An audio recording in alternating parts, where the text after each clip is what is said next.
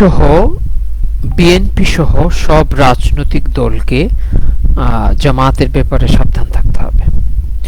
জামাত হচ্ছে স্বাধীনতা বিরোধী, মৌলবাদী, নৃশংস, নিষ্ঠুর একটি রাজনৈতিক দল।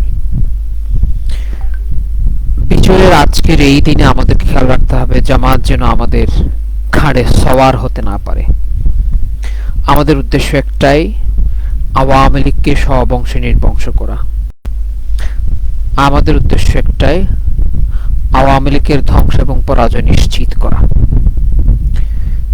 এবং আজকের দিনে এসে বিএনপি সহ অন্যান্য দলগুলোর, বিশেষ করে বিএনপি এই মুহূর্তে নির্বাচন দিলে বাংলাদেশে 90% উপরে ভোট পাবে। সো বিএনপি যদি বিশ্বাস করে জামাতকে সাথে নিয়ে, জামাতের মহান মহান ভোটগুলো নিয়ে তাদেরকে জিততে হবে, সেটা বিএনপির খুব বড় একটি ভুল হিসেব হবে। বিএনপির উচিত নয় আর জামাতের অপরাধের ভাগ নেওয়া।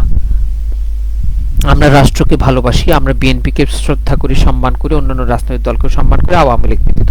তার মানে এই নয় যে আমাদেরকে জামাতকে ভালোবাসতে হবে। না, আমরা শেখ হাসিনাকে ঘৃণা করে, আমরা শেখ হাসিনাকে উৎখাত করেছি, আমরা আওয়ামী লীগের ধ্বংস চাই, তার মানে এই নয় যে জামাতের মতো প্রতিক্রিয়াশীল, মুক্তিযুদ্ধ বিরোধী, ধ্বংসাত্মক একটি দলকে আমরা আশ্রয় দিতে পারি। বিএনপি এই ভুলটি যেন না করে। বিএনপি জামাতকে ছাড়াই একা 100, এবং সেটা নির্বাচনে দেখা যাবে।